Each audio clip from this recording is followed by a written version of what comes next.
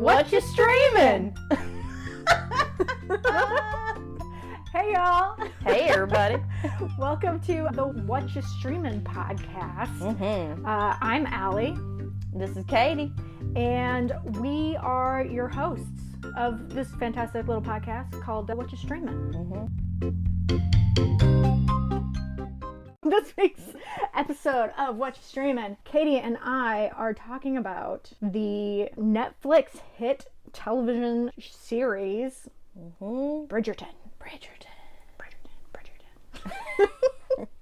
And for anyone that, may have been living under a rock in December of 2020 when Bridgerton came out, it was a super popular show. It kind of like took off. Banging, one would say. Indeed. 'Twas. So thirsty. Well, I guess, before we get into like covering what it's about and what happens in it, as always, spoilers. Yep. Hey, if you haven't watched it, Get on it. Or don't. We're not going to tell you what to do. I mean, that's true. But we're going to spoil it. Yeah. And if you've read the books, kudos to you. You kind of know, I suppose. As always. I don't think things are exactly the same. But there was some stuff that we were warned about. So, yeah. Hey. And you've put in far more effort than we have in reading it. So hats off to you.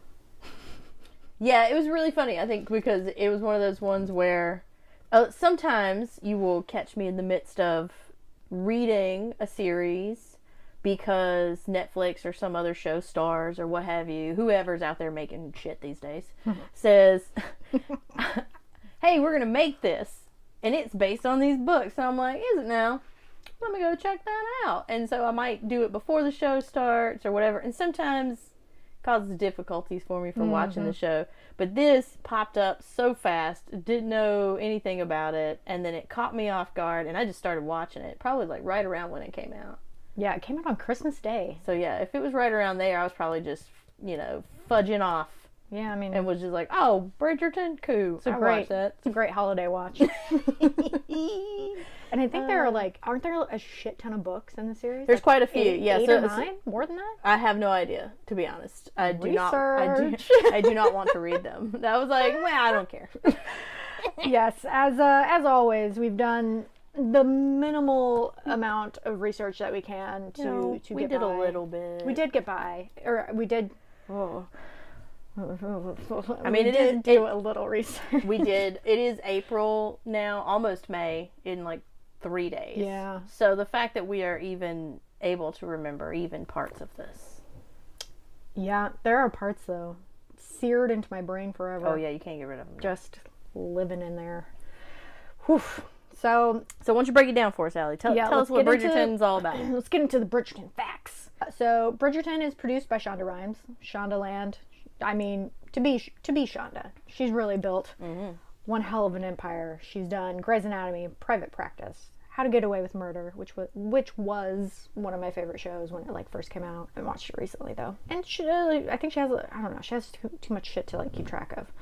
But yeah, Shonda is the new Oprah, I feel like. And Bridgerton, it's a period piece that it came out on Netflix, originally released in December, based on the Julia Quinn novels, and the show and the novels are set in the Regency era around London. And there's currently only one season on Netflix, but season 2, I believe, is coming soon. I think they've started filming it and everything, and then it's coming.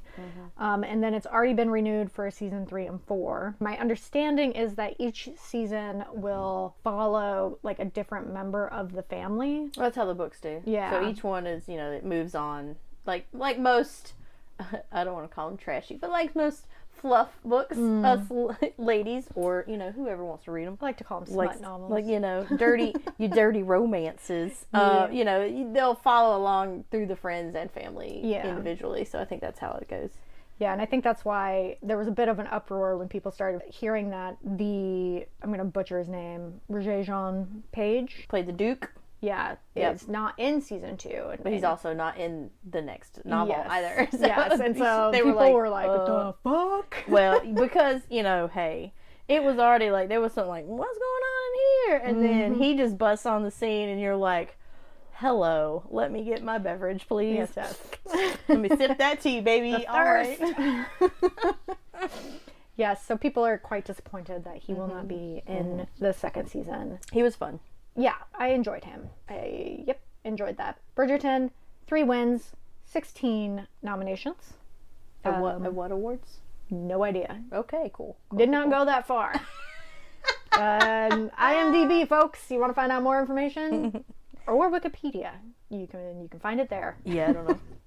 I was on the Wikipedia, but only to look at the episode recap, so I could remember what happened. Yeah, I was on IMDb for a bit, but didn't want to go too far into it. So I feel like it would probably be like costume and set design and maybe like composition. I like have music. no idea. Oh yeah, the music was pretty cool. Yeah. Every now and again you'd realize you were listening to a popular song of today, contemporary song, but switched over to some classical rendering. So that was kind of neat. You'd be like watching some crazy scene happen, and you're like, "Hey, is that one song? That's a fun. Billie Eilish song. That's What's real going on?" fun." Well, but the thing is too is I don't know a lot of contemporary pop music, so I'd be like, "Why is that familiar?" Okay, so it would have to be one that I really got. I'd be like, I'd look at you and be like, this is a pretty decent song. And you're like, yeah, it's from like whatever. I don't.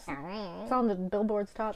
Sure it is. Okay. No. Yeah, so that was fun. I absolutely loved the musical choices. It very much reminded me of the Vitamin String Quartet, which, if you're unfamiliar with them, definitely check them out, because that's what they do. They take pop songs or songs from like animations like Howl's Moving Castle and stuff like that, and they make it into these beautifully done string compositions. So absolutely wonderful. Probably, yeah, definitely was one of the highlights. I do have a Bridgerton playlist on my Spotify as well. Yeah, one of the best things that came out of that show, I think. It was pretty good. Right. So, I mean, really, I guess the show kind of is centered around the Dowager Viscountess Bridgerton, who has 8 fucking kids. Too many fucking kids. 4 sons, Anthony, Benedict, Colin, and Gregory, and 4 daughters, Daphne, Eloise, Francesca, and Hyacinth. Can't say that one. It was hilarious how long it took us to figure out how many children she actually had running around. Too many. 8 children. Because we were just like, what? Have we seen that one? Is that one hers? Who the hell is this? Too many children. And then they're like, oh, Anthony's coming over. And you're just like, who the fuck is Anthony? You're like, oh, he's the Viscount. Okay. Because, their dad's all dead and stuff. Yeah. And so it kind of focuses on Daphne, who's old. It's her coming out season, yes. Right? So the first season is Daphne's coming out as a young lady to the top, as they did, and rich people staying rich, baby. Woo! That's about we watched that. But it was cool because, like you said, Shonda threw in the twist of it being integrated. Yes. And you found out why she did that, but I wanted to know in the show. And I'm sure they probably discuss it in the book. Like I said, I don't know, and I don't actually want to read those books, so I guess I'll never find out. It'll just be a mystery to me forever. But they discuss the pre-integration time and the post-integration time as if it's been like right around there. Like whatever happened to integrate, to push this integration, happened fairly recently, like within 1 or 2 generations time. And you have people who are immediately working their way up in society and being given really high positions or titles and all this other kind of stuff, but only within Britain Regency era, like Britain area. You get the impression that the rest of the world is still kind of doing what it had been doing that in history as we know. But you never really find out what it was that kind of pushed that forward. Glossed over. Yeah, she just didn't dive into it, which, fine. You didn't need it. That's not what this story's about. Yeah. It's clearly not what this show is really giving you, but like, I just I had that thought, and I was like, but why? Why did that happen? Because I guess, I just like a lot of world building and stuff. Yeah. But she had a lot going on. There was so much drama going on in this. So A lot of drama. I get it that, they couldn't really get into probably what most folks would consider to be boring. Yeah, well, because I had kind of some of the same thoughts watching it, because everyone seemed, I'm like, given, using today as example, given, people seemed to just be super cool with everything that was happening. Yeah. There didn't seem to be any, like, people are coming for our titles and our land, and like, I mean, I think there was a little bit of that, but not nearly as much as you would have thought. There'd be a little pushback, because I think what I assumed was that the integration had happened when the queen, when he snagged her, Catherine, no, Charlotte, damn it, when they married, I believe that's when the integration started. Maybe I don't know. Oh. But it's definitely not in the books. Again, that's my understanding. Someone correct me if I'm wrong. But I read an interview with Shonda. There we go. Sorry, I had a stroke. Whew, it's been a day. We had a brain fart with Shonda, and she essentially said that she just wanted to tell the story, and she wanted it to be like colorblind, like just have people in these roles, no matter what color they were, and just like have it be the world that she built, which I think is pretty cool. It is cool. I just don't know, because they did kind of talk about, you know what I mean? So like, but then you do draw some attention to it. Like if you just want it to be a thing and just be like, well, this is the story I'm telling, fucking get over it. Yeah. Just have them be there and don't give any explanation for it. Just be like, this is how it was. This is how it is. This is how it is because I said it's how it is. You know what I mean? Which it's fine. It's like a throwaway comment, like just one line. Yeah, and I felt like you probably could have got a lot more, kind of really stronger character development out of people. But like I said, that's not what we're going for here. No, this was definitely more of a. We're giving the masses something to watch. we want the drama and the relationship. Oh my gosh, it was so wild. Like it was just like okay, but and I have read basically these novels over and over and over again throughout my life. So it wasn't anything I had not ever seen except for the one part.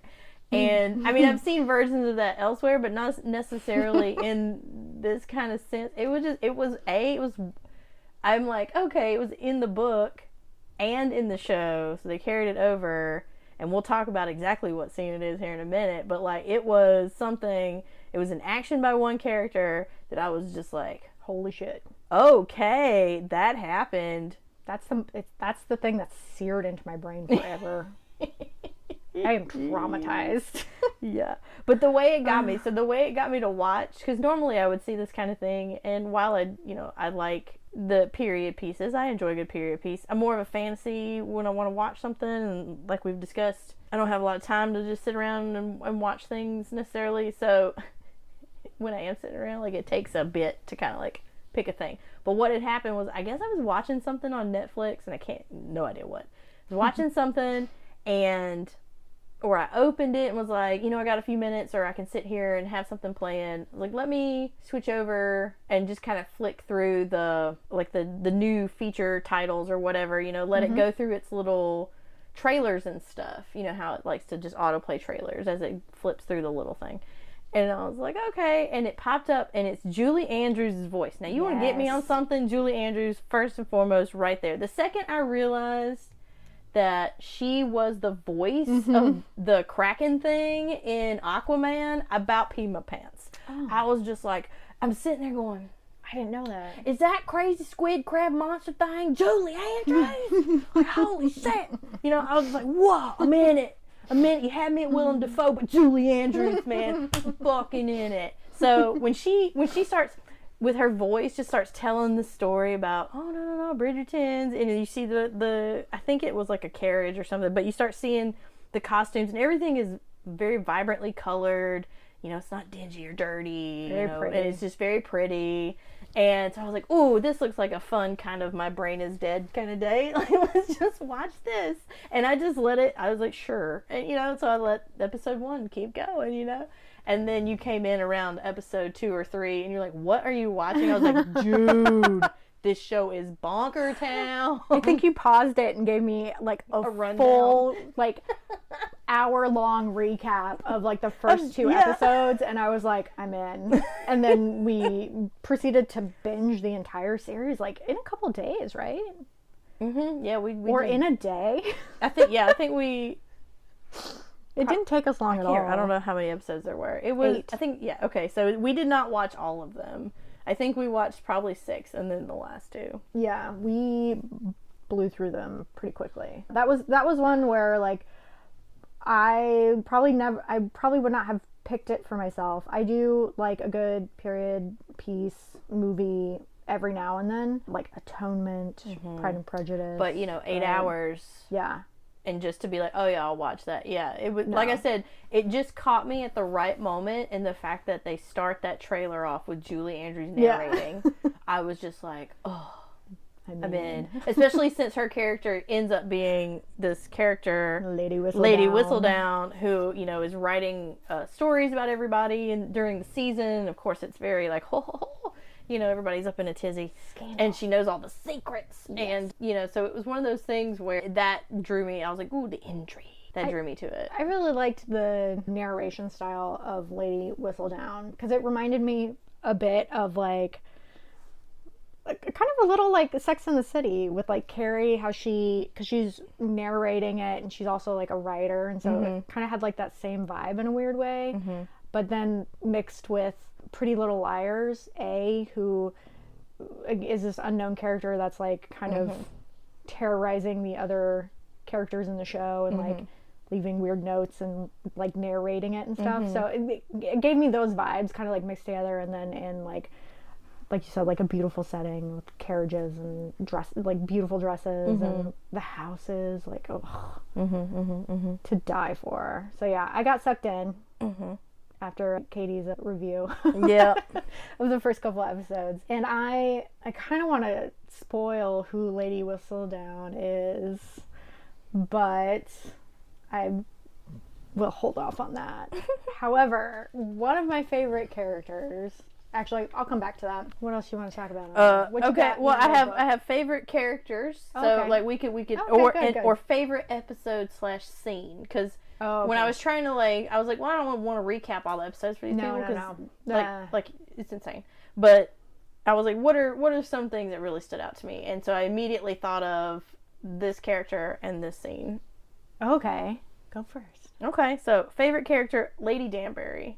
So she is a woman of color who was, I think, is a cousin to the Queen, or her husband was a cousin to the Queen. Somehow there's a relation there. So as the integration started, they were titled, and then she ends up being a really important, formative character for the Duke, Duke Simon, who's he's the counterpart to Daphne, right? So the whole season 1 is really about those two and how they get together, or don't, do they? Which follows the whole trope of like, we hate each other, but we're gonna pretend to like each other. We're gonna make a plan together to get means to an end, and then we fall in love, and then but it's not all roses and watermelons.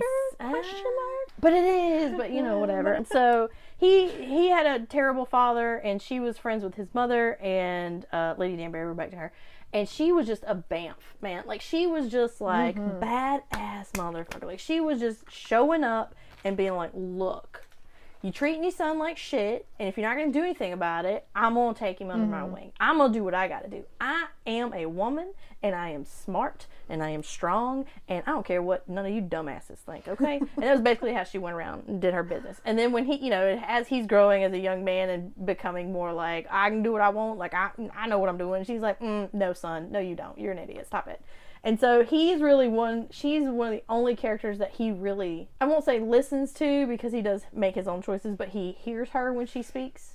Whereas when everyone else is talking, he's just like, whatevs. But I just love her character. She's that, meddling character who really knows what's going on. Just takes no shit. Yeah, and takes no shit. Like, it was just one of those things where she wants the best for the people who deserve it.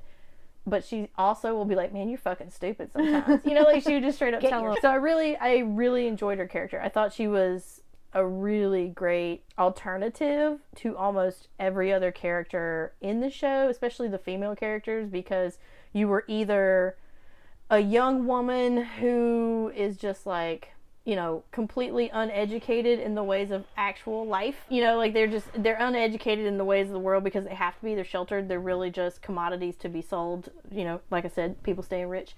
And then, or you have, you know, the disenfranchised women who are not of the ton, you know, and they are having to do what they got to do to survive. And then you have some of the mothers who know, like, what life is kind of about, but at the same time, they're trying to keep that kind of wool pulled over the eyes of the girls. But their own focus is just, like, getting these girls the best match they can. And then you have the queen who has her own issues. And so you can see, like, there's this kind of two levels to her character. Well, there's more than that, but you know, you really see like this person who's kind of off the rails wild, but then also has like a lot of shit going on in the background. Pause. And we're back. Sorry everybody, if that last little segment there had a bunch of background noise, we apologize, but race cars here. Yeah, we're working on race cars. So yeah, so that's what I really liked about Lady Danbury. And then she leads me to my favorite scene. So I didn't have a favorite episode. There's too much going on in each episode to have a favorite episode. But my favorite scene is the wife party.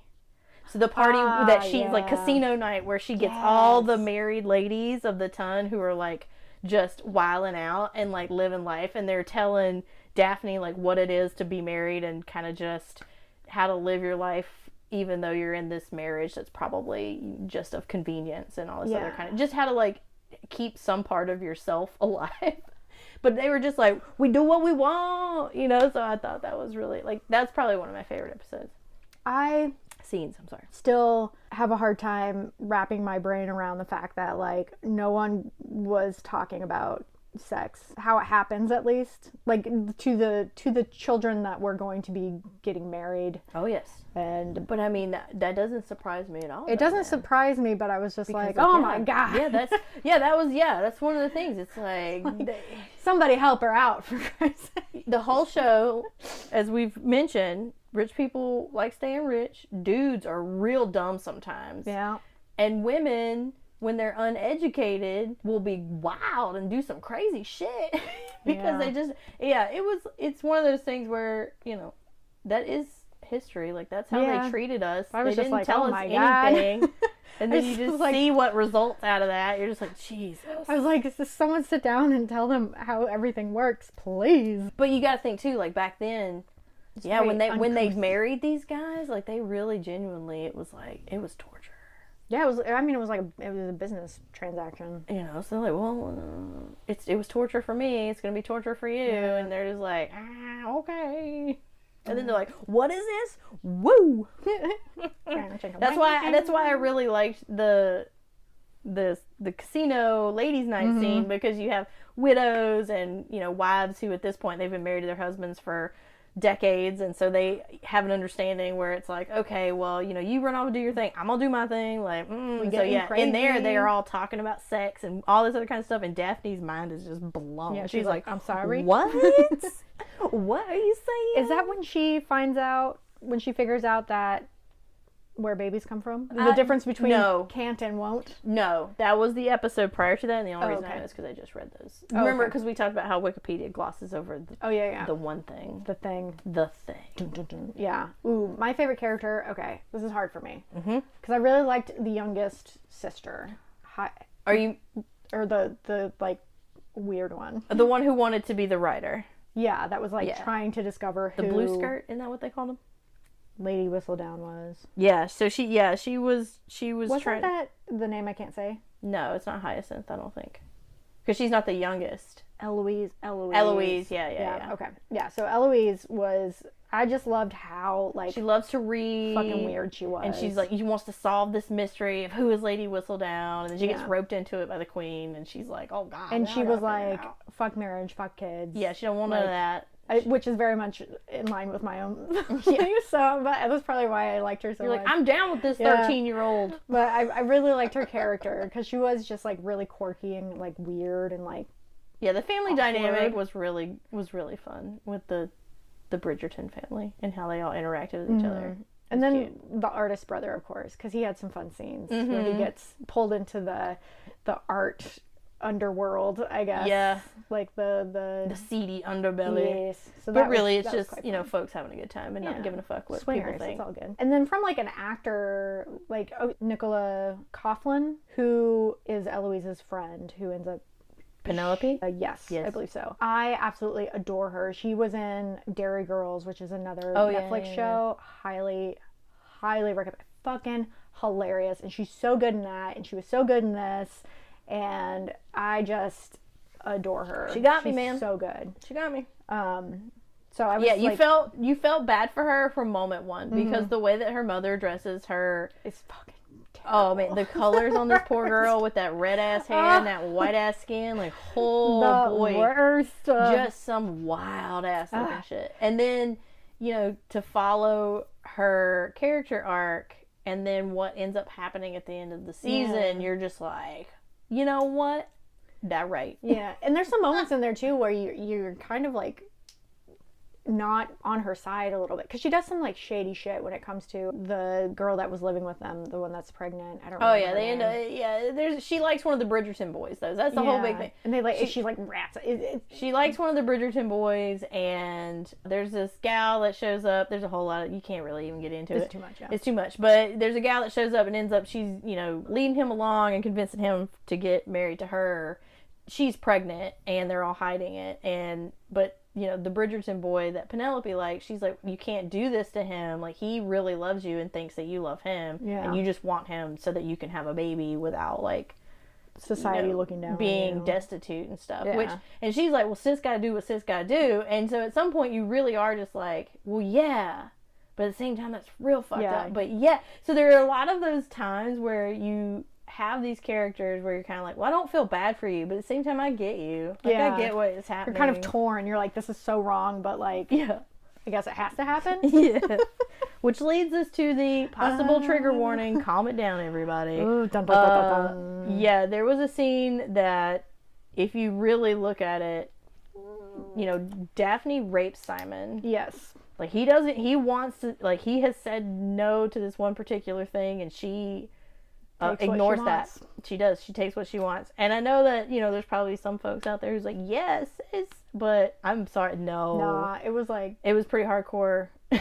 And it was kind of hard to watch. Yeah. I was like, this is wrong. And you had heard about it. I knew it was coming. I've heard that there's like a semi-question mark rape scene. And I was like, what? You mean like in Highland, like Outlander rape scene? Because that's rape right there. Yeah. But when it happened, like, we've been kind of waiting on it, and then when it happened, I was like, oh, this is it. And it was just kind of one of those things where it was like, but is it? And then you're like, yeah, it is. Wow. That was there was not consent no, he was definitely not what was happening there. No. And so yeah, he had every right to be pissed. Yeah, so that's a heads up to anybody out there who's gonna watch that. Like, yeah, it was shit goes down, and I think it's in the book too. It is. Yeah. So it was in the book, and I think that's why because TikTok told me about it. Yeah, TikTok. That's where I get TikTok ruins everything. That's where I get all my spoilers. TikTok. It's like how you get mad at me for going and looking at like a plot summary, just a real quick like, well, do I even really want to watch this? But you'll sit there and watch TikTok and let it get spoiled completely. Only like Bridgerton blew up on TikTok. Yeah, it did. It was fucking everywhere. But a lot of the shit I watch is not on TikTok, so it's usually pretty safe. But Bridgerton, no. And everyone was like, not my dubong soon, apparently. Yeah, dubong soon.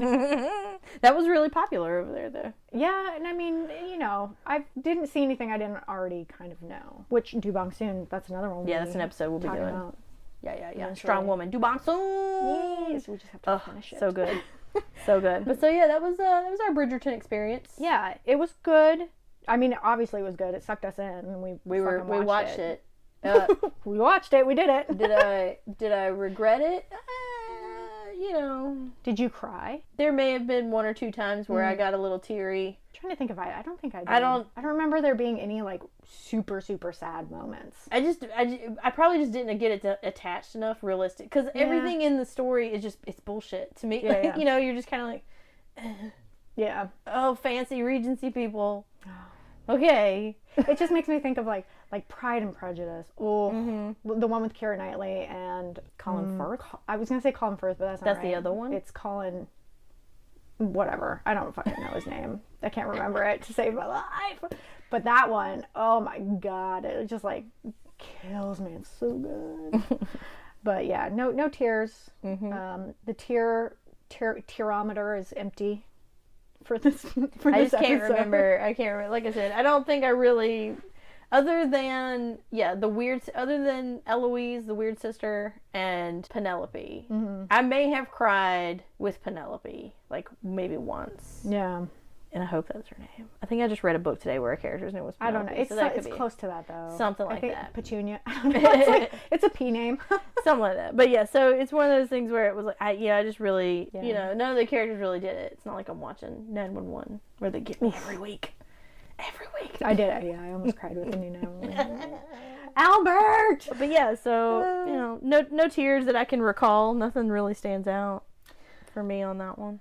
All right, well, now that we've established that tears were not had, we're going to head over to our rating roundup, where Katie and I like to pretend that we are random people rating things. And we are. Film and TV critics of the highest caliber. Our opinions matter. That's right. That's right.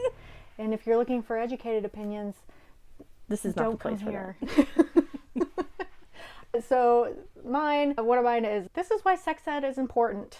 5 stars.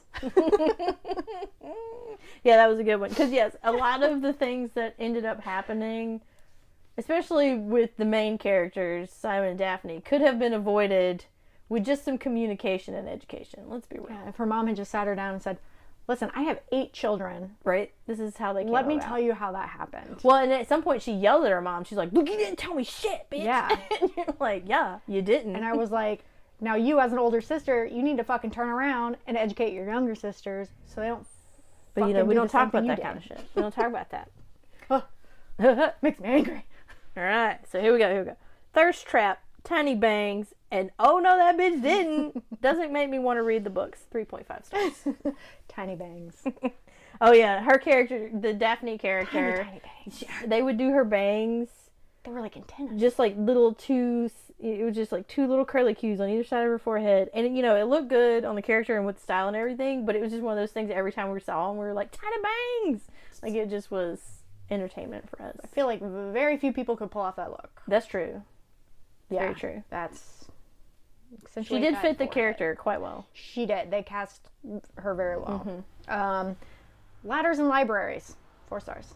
I don't know what you mean by that. There was a scene where they fucked in the library on a ladder. Oh, that's right, they did. And I was like, all right. That's right, well they done. did. Well done. Yeah, it gets real saucy. Like, it starts off with like a couple of saucy bits, but as soon as those two are married, you better be ready for it. They just like you ain't watching this with like your mamas or nothing. Nah. Okay. And if you are, it might be a little awkward. Weird. And then because movie number 2 is coming out, made me think of it. It ain't no Downton Abbey. 3.7 stars. So as you can see, Allie had a much higher opinion of it. Yeah. I'm just throwing 5 stars out willy-nilly. I'll be a little more reserved, judicious in my rating next time. I mean, you were feeling it. Hey, you were feeling it. You jumped right in. You were digging it. You were loving it. Ain't nothing wrong with that. It got you. Just sucked me in. It got you. I love these types of shows when I get into them. But all right, so what's you streaming? What you streaming? What am I streaming? Oh. Or do you have a recommendation? Oh, cool. Yeah, so here recently we just finished the Falcon and Winter Soldier, or shall I say Captain America and Winter Soldier. So good. If you ain't watched that shit, man, get on it. So good. Delightful. I mean, just really beautiful episode, that last one. My usual shows are back, so 911, Lone Star, Prodigal Son, and Clarice, those are all on right now, so I'm like really mostly just watching those. And then when I need a break, I kind of just I've been throwing on Marvel movies in the actual timeline order. So I've made it all the way up to, and I haven't watched every one of them, but I've made it all the way up to, and my next one is Infinity War. So I'm getting ready to just like, oh my god. You gotta let me know when you watch that one. So those are gonna be 2 coming up. We plan on watching Mortal Kombat this weekend, so I probably won't be watching those for a hot minute. So excited for Mortal Kombat is currently, as of the recording of this, on April 28th. That was just today, yes. Mortal Kombat is like #1 on streaming platforms and in the theater. So I did want to go see it in theater. I'm so excited to watch it. Like, so excited. It's gonna be fun, man. It's gonna be fun. But then so if I have a recommendation, there was a show that I encountered a couple weeks back when I was spending time with some family, and it just kind of popped on, and we ended up just sitting there and watching it. And what was hilarious is that my nephews, who are 17 and 15, were just sitting there playing on their phones, and the next thing you know, they're like, is there more episodes? So we thought that was hilarious, because it does not seem like a show that 2 young teenage boys would want to watch, but they did, and they really enjoyed it, and I thought it was great. It is on Apple TV though, so but I think it's free right now. But it's called Ted Lasso, and it is a delight. Absolute delight. Football coach, pretty funny. American football coach goes to coach a European football team. So you know what I'm saying. It's soccer, baby. Football versus soccer. And they hate him. Hey, shenanigans ensue. And it's Jason Sudeikis. Yes. Yeah. So you know it's good. He's that one's hilarious. A good one. It's pretty comical. It's good. Yeah. What you been streaming? What you got over there? Oh, I haven't. I've been streaming. Because we have been watching a lot of stuff together lately. Yeah. So in the K-drama world, I've been streaming the show called The Sweet Blood. Oh, well. And it is vampires and werewolves in high school, of course. Very Twilight-esque, but better. And they're looking for the blood of the one. What's the name of that one? Vampire Diaries. Yeah. But better. Everyone's moody and pale. But more Korean. And our main male character has the blood of the one in coursing through his veins, which makes him, essentially the vampires want to catch him and drain him so they can make blood wine and sell it. And make lots of monies. And his love interest is a blood sommelier. She's a blood wine taster. Okay. I guess. And so there's some tension there, and then her fiance of 50 plus years has just enrolled in the school, and so there's some conflict there between the gents, and then now there are werewolves, and it's really good. Each episode is only like 8 minutes long though. Oh. Like it's like a web series almost. Like Gotcha. It's very short, kind of just like snippets, which I'm finding they do a lot for these types of K-dramas, where they'll do tiny episodes and then they'll release a movie. It'll be called a movie, but it's just all the episodes stitched together for a feature-length film that it's like an hour and a half. Gotcha.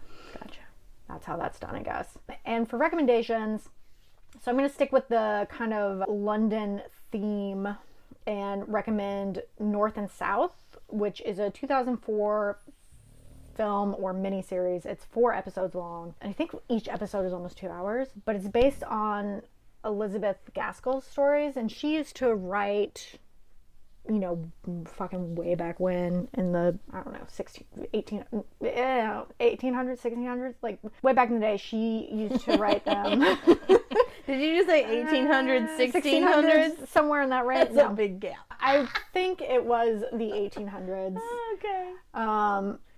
I don't know. I mean, they'd burn you for a witch in the 1600s for writing if you were female. Don't remember when it was. How did you know how to read? Burn her. But she used to write kind of these stories for the newspapers, and then they were turned into books, and then a movie with Richard Armitage, which... Oh, shit.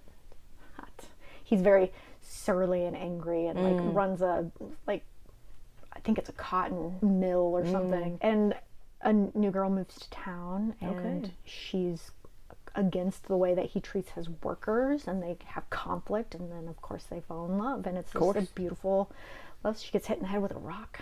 I mean, it's great. I'm surprised you didn't mention Kingdom.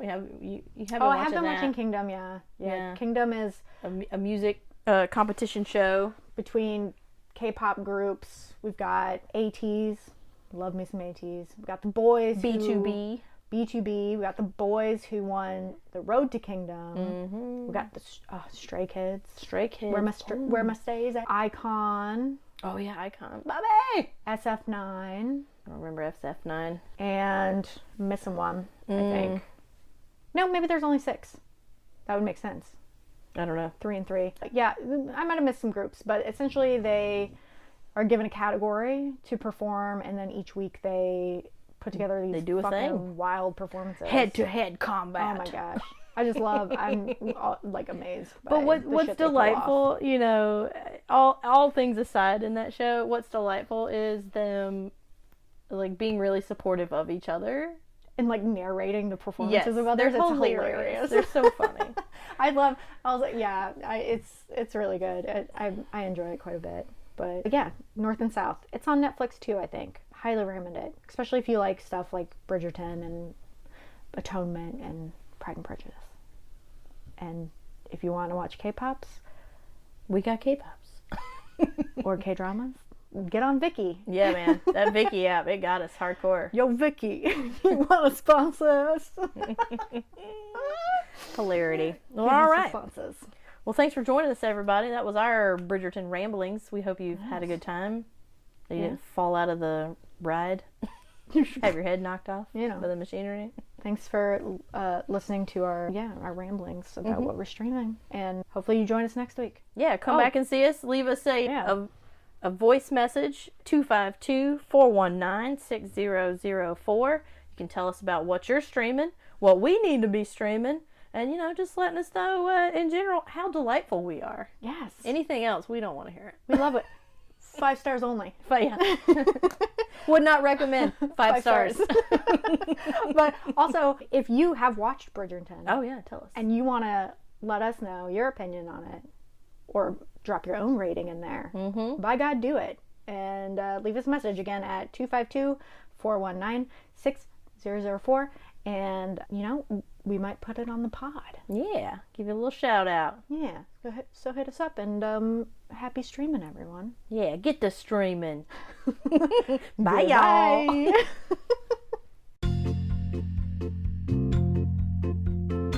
Also, if you are enjoying the podcast, hop on over to Apple, iTunes, and leave us a review. Maybe smash that star button. Give us 5 stars only, you know. No. Leave us a review, like, subscribe, comment, share with your friends, all of that fun social media stuff. We really appreciate it, and we hope that you are watching something good this week. Get out there and get to streaming, folks. Bye.